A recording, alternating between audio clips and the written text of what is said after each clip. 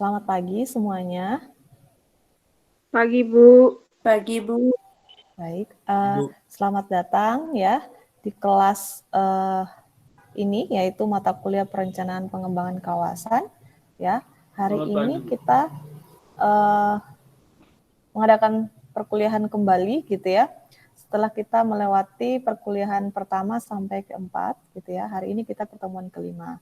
Jadi diharapkan mahasiswa untuk tetap masuk perkuliahan tepat waktu untuk mengikuti perkuliahan sampai pada UAS. Baik, karena sudah sepertinya bergabung, sudah banyak, Ibu akan mengabsen sambil menunggu yang lain ya. Oke, yang pertama Gregorius Lendra Marja. Hadir, Bu. Hadir. Baik. Juliana Jemu. Juliana Jemu. Desnawati Belawawo. Desnawati Belawawo. Yesinta Nake Kita. Yesinta Nake Kita. Adrianus Bria. Adrianus Bria. Salomo. Salomo. Flaviana Neldis. Hadir, Bu. Novia Minda. Novia Minda. Fransius. Fransius. Doransi Ngogo. Hadir, Doransi Bu. Ngogo. Agustinus. Hadir, Bu. Agustinus Mansida hadir, Bu. Oke. Erviana Nindi Anita. Erviana Nindi Anita. Lorencia Paula. Hadir, Andi. Bu. Andi. Andi. Lelinta Serti. Lelinta Hadir, Bu. Serti. Darsianus Hadir, Bu. Marsice. Oke. Darsianus Marsice. Marice. Darsianus Marice. Selviana Bulu. Hadir, Bu. Nelson Arianto Nahak. Hadir, Bu. Baik. Adrianus Dadi. Hadir, Bu. Oke. Delviani Esim. Hadir, Bu. Baik. Veronelia Limas. Veronelia Limas. Hadir, Bu. Oh, Veronelia Limas Hadir, hadir. Bu. Baik. Baik, sudah selesai Ibu mengabsen. Hadir, Bu. Kita akan lanjutkan pemaparan materi ya. Pemaparan materi untuk pertemuan kelima ya. Baik, sambil menunggu PowerPoint-nya untuk tampil di layar.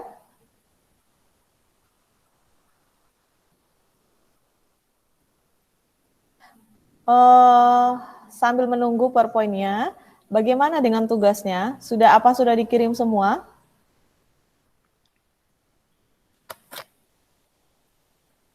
Belum, Bu. Tugas itu per minggu saya cek, ya.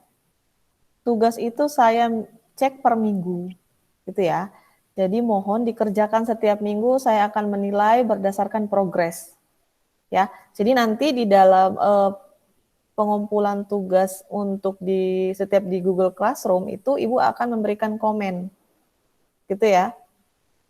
Jadi bukan nanti UTS baru dikumpulin, enggak. Jadi prosesnya itu setiap minggu. Kalau kurang bagus atau belum benar, Ibu arahkan nanti, dikoreksi maksudnya. Ya. Jadi ketika UTS itu sudah final, jadi saya mengharapkan tugas yang dikerjakan itu sesuai dengan yang diharapkan oleh dosen gitu ya. Jadi ada yang namanya progres ya, tiap minggu dicek. Paham ya?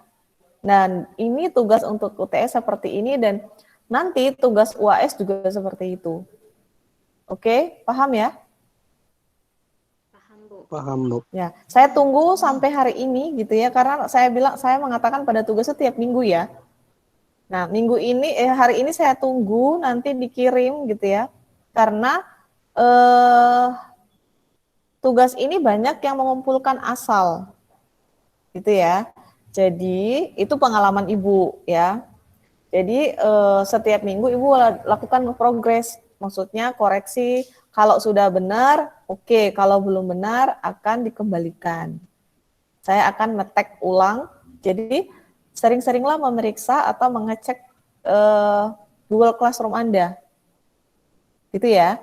Ini berlaku tidak hanya kalian, untuk kelas yang lain pun atau kakak kelas dulu juga seperti itu. Oke.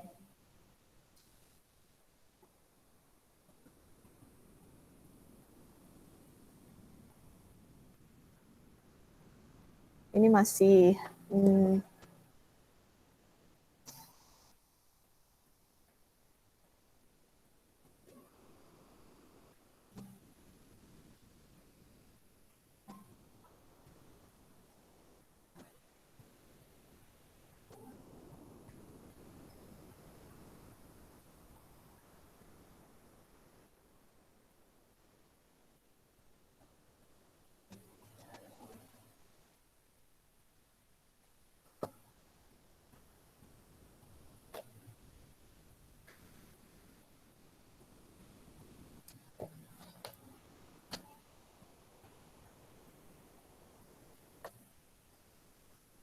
jika sudah terbaca, tolong diinfokan ke Ibu ya. Sudah, Bu, sudah. Sudah, Bu. Sudah, Bu. Baik.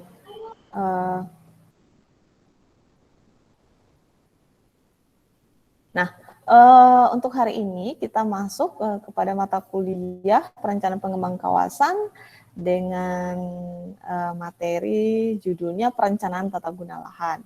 Nah, di dalam kita merencanakan tata guna lahan ini ya, sebelum nanti apa tujuannya, kemudian kapan dimulainya perencanaan tata guna lahan ini, gitu ya.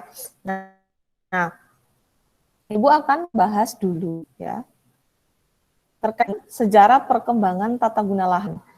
Jadi ternyata perencanaan penggunaan tata guna lahan ini berlangsung sudah lama ya, sudah lama, di mana dari sepanjang sejarah peradaban manusia.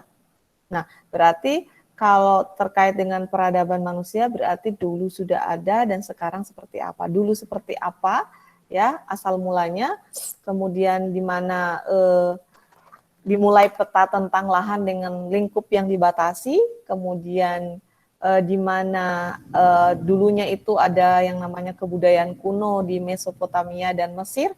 Kalau Anda mungkin Ibu ingin membawa Anda mengingat pelajaran ketika di SMA ya, tentang sejarah, masih ingat ya. Saya ingat, Ibu pun masih ingat gitu ya. Kebetulan sejarah Ibu cukup gemari ya ketika waktu SMA. Nah, walaupun Ibu jurusannya IPA gitu. Nah, kebudayaan kuno di Mesopotamia ini dan Mesir ini merupakan peradaban awal-awal ya, peradaban, sehingga di sana juga dimulailah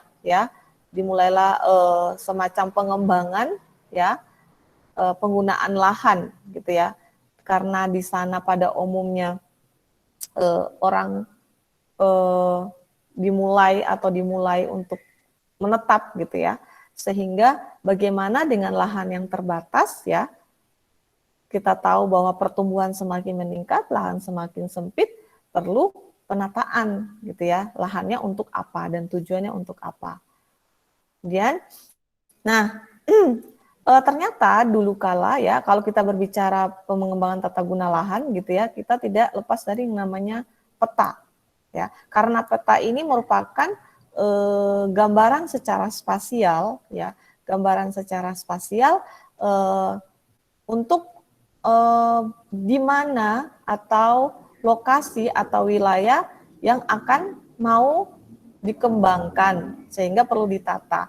Nah, ternyata pada tahun, coba Anda perhatikan, tahun 2500 sebelum Masehi, gitu ya, ada peta, ternyata ini peta tertua ya, dari clay, dari tanah liat, gitu ya. Peta ini sudah ada, coba Anda lihat petanya hanya simbol-simbol gitu ya.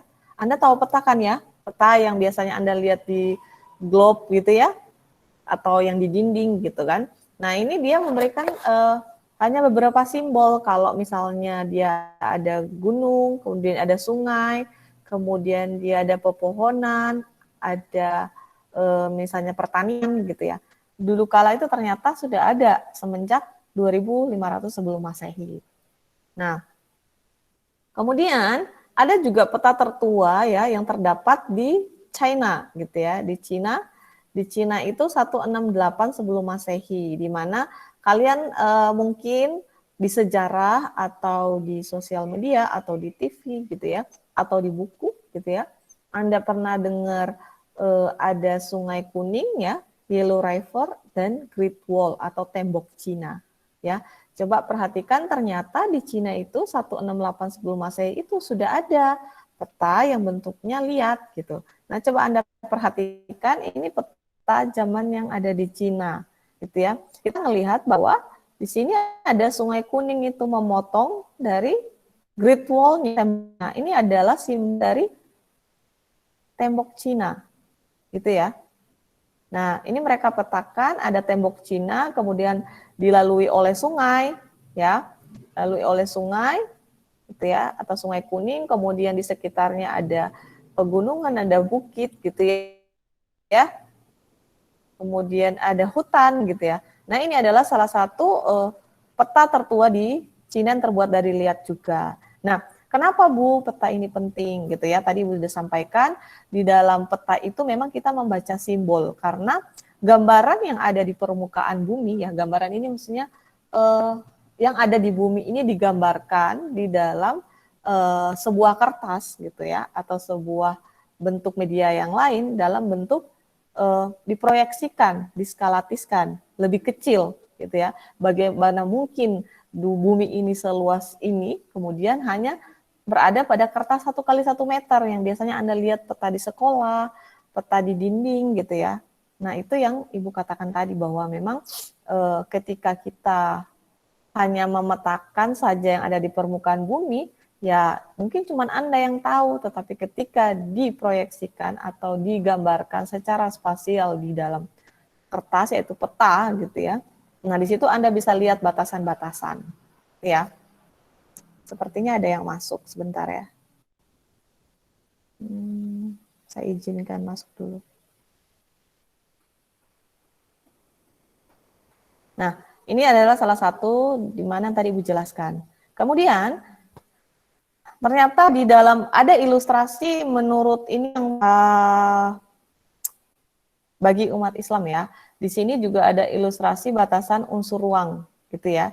Jadi dia menggambarkan bahwa bumi itu bulat gitu ya.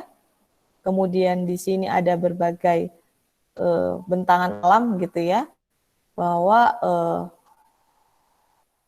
bumi ini adalah bagian dari ruang juga gitu ya. Bumi ini adalah ruang dan kemudian dibagi-bagi beberapa ruang. Ini menurut Al-Idris gitu ya. Kemudian ada juga ya pada abad 16 ini oleh Appianus juga sudah bagaimana ada ilustrasi tentang instrumen dan teknis pengukuran lahan. Jadi oleh Appianus ini pada abad 16 beliau membuat semacam gambaran ketika orang melakukan pengukuran lahan gitu ya, atau tanah gitu ya. Nah, pengukuran lahan ini gimana caranya? Zaman dulu, jangankan zaman dulu ya, zaman dulu mungkin dari, kan kalau kita mengukur itu kan ada panjang, lebar, kali tinggi. Nah, salah satunya ini sudah ada caranya bagaimana atau tekniknya atau metodenya dalam pengukuran. Nah, kalau yang sekarang kita misalnya mengukur tanah, itu sudah ada alatnya dan ada cara perhitungannya. Sudah modern, Anda cuma tembakan laser, ketahuan. Kalau bagi anak sipil gitu ya, itu sudah ada caranya. Kalau yang manual, yang tapi sudah terukur, itu pakai teodolit alatnya. Mengukur luasan, kemudian mengukur ketinggian, topografi gitu ya. Nah, itu sudah ada. Kalau sekarang sudah pakai ini bisa citra satelit gitu ya. Ditembakkan gitu 3 dimensi juga bisa. Kita sudah bisa tahu berapa luasannya, mengukurnya secara pakai alat gitu ya. Kayak apa yang sekarang alat yang terbang tuh drone ya. Drone juga itu salah satu cara alat yang digunakan untuk mengukur gitu ya.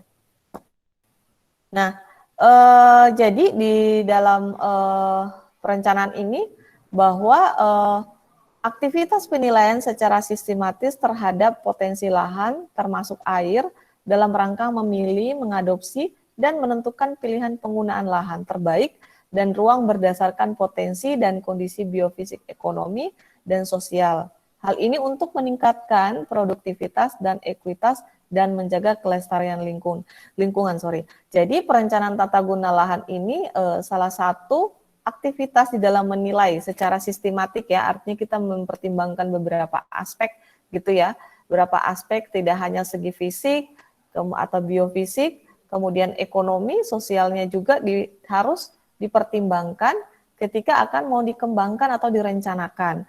Kenapa? Tujuannya kita untuk menjaga lingkungan itu sendiri ya, karena kita menggunakan lahan itu tidak hanya berpikir pendek gitu ya, harus berpikir panjang bahwa tidak hanya kita yang menikmati, tetapi anak cucu kita nanti bisa menikmati. Sehingga bagaimana mengolah ya atau merencanakan lahan ini berguna semaksimal mungkin, dengan artinya semaksimal di sini juga kita berdasarkan sumber potensinya, tetapi kita tidak lupa bahwa lingkungan ini juga perlu dijaga, gitu ya. Kemudian, nah, sasaran dalam perencanaan tata guna lahan yaitu untuk mendapatkan ya penggunaan yang terbaik ya melalui efisiensi, kesetaraan, kemudian ada penerimaan dan keberlanjutan. Ini menurut PAU 1993. Jadi ketika Anda nanti menggunakan sebuah lahan gitu ya, gunakanlah sesuai ya dengan potensinya. Itu lebih kenapa kalau kita sudah berbicara potensi, artinya sebelumnya sudah ada identifikasi, sudah ada analisis, apakah lahan ini digunakan untuk apa? Cocoknya untuk apa? Apakah lahan pertanian? Apakah untuk lahan untuk peternakan? Apakah lahan untuk pemukiman? Apakah lahan untuk kawasan pendidikan? Gitu ya. Jadi benar-benar sudah dianalisis, sudah diidentifikasi dengan proses yang cukup panjang, sehingga nanti bagaimana lahan ini dapat dikembangkan dengan baik, gitu ya. Kalau misalnya, di daerah Unitri kan masih banyak tuh sawah-sawah ya, kalau Anda perhatikan di dekat kampus gitu ya. Nah, apakah nanti suatu saat ketika lahan sawah atau persawahan ini hilang, ini merupakan sektor pertanian, apakah berpengaruh dengan lingkungan yang ada di sini? Ya, kalau kita melihat bahwa pertanian juga merupakan bagian dari ruang terbuka. Ruang terbuka artinya tidak terbangun. Nah, ketika sawah itu kita tahu adalah hamparan air, kemudian adalah hamparan padi, ya, yang bisa menjadi bagian dari misalnya mengeliminir suhu. Nanti, tapi ketika lahan ini berubah menjadi bangunan, gitu ya, bagaimana rasanya? Apakah kita lebih nyaman? Suhunya apakah meningkat? Gitu ya. Nah, itu salah satu bagaimana ketika lahan tersebut tata guna, berarti kita menata gunanya lahan-lahan, gitu ya. Apakah memang daerah Unitri ini memang daerah pendidikan dan pemukiman? Nah, itu perlu dikaji ya. Dan biasanya pemerintah Kota Malang sudah memiliki itu, bahwa daerah Telogomas itu, daerah di sini ya, kelurahan sini atau khususnya daerah Telogomas itu memang untuk misalnya pemukiman. Ya sudah, kalau memang untuk pemukiman berarti pemerintah sudah punya perhitungan, gitu ya. Kemudian tujuan dari perencanaan tata guna lahan. Nah, ini penting ya. Tujuan dari perencanaan tata guna lahan yaitu untuk memilih dan mengoptimalkan penggunaan lahan yang terbaik dalam upaya untuk memenuhi kebutuhan generasi sekarang. Jadi berarti tujuan Bu dari perencanaan tata guna lahan ini untuk kita memikirkan masa depan. Ya. Kenapa perlu kita pertanyaannya menata lahan-lahan ini gunanya untuk apa? Yang tadi Ibu sampaikan berdasarkan potensinya. Karena kita tidak berpikir hanya untuk saat ini. Kita tahu bahwa bumi ini ukurannya tetap sama. Ya kan? Kita secara ilmuwan bahwa bumi ini ukurannya sama. Tetapi ya, yang berubah itu adalah pertumbuhan penduduk dan yang paling terlihat itu adalah keinginan manusia. Ya, keinginan kadang pertumbuhan penduduk mungkin tidak terlalu merusak lingkungan, tetapi keinginan. Ya, manusia itu memiliki keinginan yang bermacam-macam. Manusia itu pengen kaya, manusia itu pengen berkuasa, gitu ya. Sehingga kalau saya merasa lahan sawah saya tidak menghasilkan, ya sudah, saya jual saja, ya. Padahal daerah itu adalah daerah untuk pertanian, gitu ya. Nah, sama seperti di Batu saat ini. Batu itu penggunaan lahannya untuk apa? Apakah mereka memang pemerintah memprioritaskan sektor pariwisata atau sektor pertanian? Nah, dua ini seharusnya bisa beriringan. Oke, contohnya kok bisa Bu? Ya kalau kita tahu bahwa Batu ini memiliki iklim yang sangat cukup dingin. Karena dingin ini banyak potensi-potensi jenis pertanian ya yang bisa tumbuh baik itu sayur, baik itu buah gitu ya, baik itu umbi-umbian. Nah, ketika ini merupakan bagian dari pertanian tersebut, kenapa kita tidak bisa membuat wisata yang berbasis pertanian? Seharusnya kan bisa ya. Nah, tapi keinginan manusia tidak akan pernah merasa puas. Oke, awalnya kita di Batu itu prioritasnya agroturism. Tetapi karena tren itu kan karena keinginan manusia ya. Keinginan dari manusia itu pengennya wisata tidak hanya agroturism. Manusia juga sering merasa bosan. Nah, kok cuman ini agroturism, padahal di sini bagus loh, bangun banyak villa, bangun banyak resort, hotel gitu ya. Karena itu menguntungkan. Dan yang kedua, kok cuma wisata itu saja? Coba kita buat wisata yang buatan, yang banyak rekreasi bentuknya. Nah, sehingga dengan adanya keinginan tersebut, awalnya yang perencanaan tata guna lahan Batu untuk pertanian itu berubah. Nah, ketika itu berubah, ya, lahan itu berubah, maka akan ada dampaknya. Dampaknya seperti apa? Sekarang Batu itu sudah panas, beda sama zaman dulu, gitu ya. Dia masih dingin, tetapi tidak sedingin dulu. Nah, dingin atau suhu ini berubah, maka produktivitas pertanian juga berubah, semakin menurun. Menurunnya dari mana? Dari yang awalnya buah itu misalnya besarnya segini, jadi segini, kecil gitu ya. Misalnya contohnya apel, karena Kota Malang terkenal dengan apel, tapi itu ada di Batu. Gitu ya. Begitu juga dengan sayur-sayuran. Nah, inilah kenapa kita harus memikirkan sampai generasi mendatang. Bayangkan nanti Anda mungkin umur sekarang mungkin 20 semester 6 ya. 22, 21 atau 23 ya kalau yang sudah berumur. Nah, bayangkan nanti suatu saat anakmu kembali kuliah di sini, berarti 10 tahun lagi, misalnya atau 20 tahun lagi. Batu itu penampakannya tidak seperti ini lagi. Mungkin loh ya. Mungkin ini pertanian apelnya hilang, wes nggak ada. Dipenuhi hanya bangunan-bangunan dan kegiatan rekreasi wisata. Sudah tidak ada. Nah, inilah kita bagaimana memikirkan generasi tidak hanya generasi sekarang tapi yang mendatang. Kemudian melindungi sumber daya lahan dan lingkungan untuk kepentingan yang akan datang. Nah, itu tadi ya, kita memikirkan yang sekarang dan kita juga memikirkan yang akan datang. Itu tujuan dari perencanaan tata guna lahan. Kemudian apa yang menjadi ruang lingkup dan fokus perencanaan tata guna lahan. Nah, di sini bahwa perencanaan mengakomodasi kebutuhan manusia. Yes. Jadi tujuan dari tadi fokusnya ya, untuk apa? Untuk siapa? Untuk kebutuhan manusia. Termasuk di mana kita juga menata tata guna air. Itu ya, mana air untuk irigasi, mana air untuk diminum gitu ya. Nah, itu perlu ditata, kalau tidak ya bisa berantakan semuanya. Semua pengennya irigasi itu untuk yang minum untuk irigasi semua. Nah, bagaimana kita bisa mendapatkan air minum? Mungkin kalau di desa Anda ya yang di pedalaman, air Anda taruh selang gitu ya atau pipa langsung bisa masuk ke rumah, bisa diminum, dimasak saja gitu ya. Tetapi kalau di kota mana ada? Yang ada itu sungai-sungainya semuanya sudah ini, mata air juga jauh gitu ya. Ada air yang kita minum Aqua sekarang ya dengan berbagai merek, tapi sudah dikelola oleh perusahaan yang kita harus membelinya. Jadi kalau di kota itu perbedaannya dengan di desa. Jadi tetap kita harus menata tata guna air juga.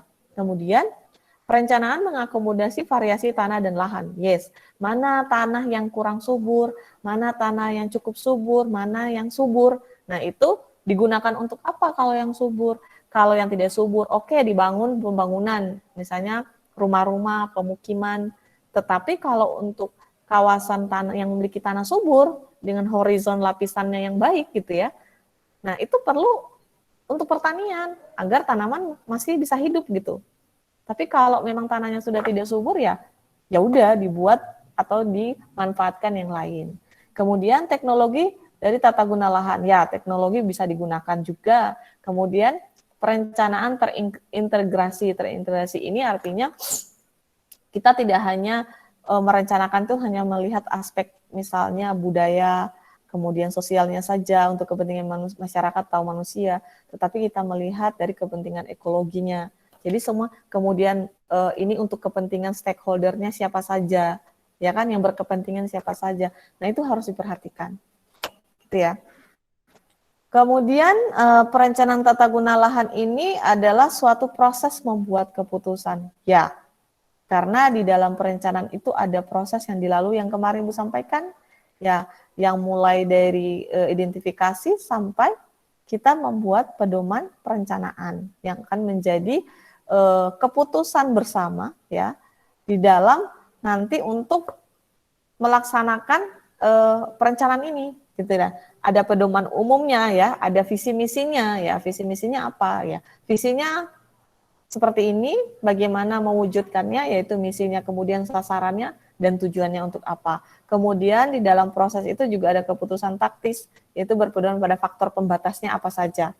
Kemudian ada keputusan operasional, ya, operasionalnya teknisnya, di mana ada rincian-rinciannya dalam prosedur dan metodenya seperti apa, dan teknologi yang digunakan apa, dan keterampilannya seperti apa, di dalam untuk kita membuat keputusan dalam perencanaan tersebut. Ya. Kemudian, selain itu, bahwa keputusan secara keuangan, kalau kita berbicara tata guna lahan, ada yang non-spasial, ada yang spasial. Nah, kalau yang spasial ini ya, spasial itu ruang, artinya fisik ya. Kita bisa misalnya ruang ini untuk apa, ya kan? Kalau kita cuma menulis, oh ruang ini untuk belajar, kan tulisannya deskripsi belajar. Tetapi teknisnya gimana secara fisiknya?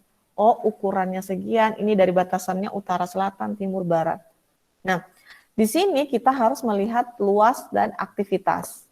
Ya kan, seberapa luas kegiatan itu bisa dilaksanakan. Kemudian, apa yang harus dilakukan? Ya kan? Ketika kita sudah membuat secara spasial, ini luasan sekitar misalnya 1 hektar. Nah, kira-kira ini mau dikembangkan untuk aktivitas ya, apa saja yang akan dilakukan di situ atau kegiatan, baik secara sosialnya, baik secara ekonominya, baik teknologinya, ya. Jadi ketika kita sudah tahu luasannya seberapa, lahan ini A, lahan B, lahan C. Nah, lahan A itu aktivitasnya apa? Lahan B itu aktivitasnya apa? Mau dilakuin apa? Kemudian lahan C untuk kegiatan apa? Baik itu secara sosial manusia dan secara ekonominya untuk apa? Kita jadi sudah dikotak-kotakan. Jadi memang lahan itu misalnya luasnya A, luasnya segini. Nah, kemudian kita kayak membelah lapis A, kemudian bagian C kayak kita makan pizza ya, Pizza Hut itu kan bulat. Itu seperti lahan, kemudian dipotong-potong. Ya, dipotong ini untuk si A, potong B untuk si B. Kalau di lahan A untuk apa, kegiatan apa, B untuk kegiatan apa, dan bagaimana melakukannya gitu ya. Nah, itu semua itu adalah sebuah ruang ya yang akan menjadi guna lahannya apa. Kemudian makanya ditata gitu. Ukurannya apakah sama, apakah ada yang besar, apakah ada yang kecil. Itu ya. Kemudian perlu kita tahu ya bahwa lahan juga itu sangat bervariasi ya tanahnya khususnya gitu ya, baik secara vertikal maupun horizontalnya. Kenapa makanya Ibu katakan kenapa perlu menata lahan tersebut? Karena satu, tanah bervariasi. Ya, di sana tanahnya tanah liat. Di selatan misalnya tanahnya andosol. Ya kan? Sana latosol, sana litosol. Jadi berbeda. Ketika berbeda jenisnya, kemudian belum lagi kesuburannya gitu ya, maka penggunaannya juga berbeda. Kemudian fungsi tanah sangat bervariasi gitu ya. Apakah nanti bisa menyentuh seluruh aktivitas manusia? Aktivitas manusia di sini bisa pertanian, bisa pemukiman, bisa pertambangan gitu ya. Kemudian kita juga melihat komponen dari sumber daya dan ekologinya berbeda-beda.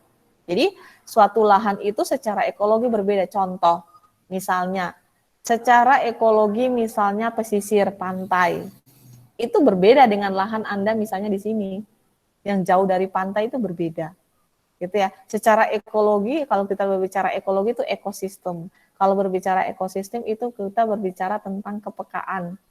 Ya, tingkat kerusakan dari sebuah ekosistem. Apakah mudah rusak atau tidak mudah rusak? Kalau pesisir, makanya kenapa masyarakat dilarang membangun atau membangun rumah di dekat pantai dengan ukuran dari bibir pantai sekian. Nah, itu karena ada faktor selain untuk keamanan, tetapi secara ekosistem. Kenapa? Di dalam situ bukan hamu yang tinggal, di situ ada beberapa habitat. Baik itu dia misalnya hewan, baik itu dia baik hewan darat maupun air gitu ya. Sehingga kita harus memperhatikan ekologinya. Sama seperti misalnya di hutan Anda, apakah di sana itu termasuk taman nasional atau bukan? Nah, itu perlu dilihat. Kemudian kebutuhan ruang meningkat dengan jumlah populasi manusia. Yes, yang Ibu katakan tadi bahwa ukuran tanah kita, lahan kita itu sama. Bumi kita itu tetap sama. Tetapi jumlah kelahiran meningkat. Ya, kalau di Jepang itu terbalik. Di Jepang itu angka kelahiran itu standar, sama, tetapi yang meninggal lama. Ya. Jadi yang tua banyak banget gitu. Dan yang tua itu kebanyakan tinggal di daerah pedesaan. Yang muda-muda aja di kota-kota besar. Gitu ya. Kalau Indonesia sepertinya yang lahirnya juga banyak, yang meninggalnya juga tidak terlalu karena umur Indonesia itu berbeda. Kita harus melihat budaya ya, cara hidup gitu. Kalau di Cina, kemudian Jepang, ya, di mana mereka itu sama seperti di bule juga. Mereka makanannya sehat, gaya hidupnya, style hidupnya sehat, suka olahraga, suka makanan sehat, tidak terlalu suka junk food gitu ya. Kemudian selain itu mungkin bumbu-bumbunya itu mereka tidak menggunakan yang zat kimia sehingga umur mereka itu lebih panjang. Ya, berbeda kita di Indonesia, gitu ya. Oke, dengan demikian ya bahwa materi kita untuk hari ini demikian ya. Kemudian ada pertanyaan tidak? Sebelum Ibu tutup, ada pertanyaan tentang materi ini atau sebelumnya?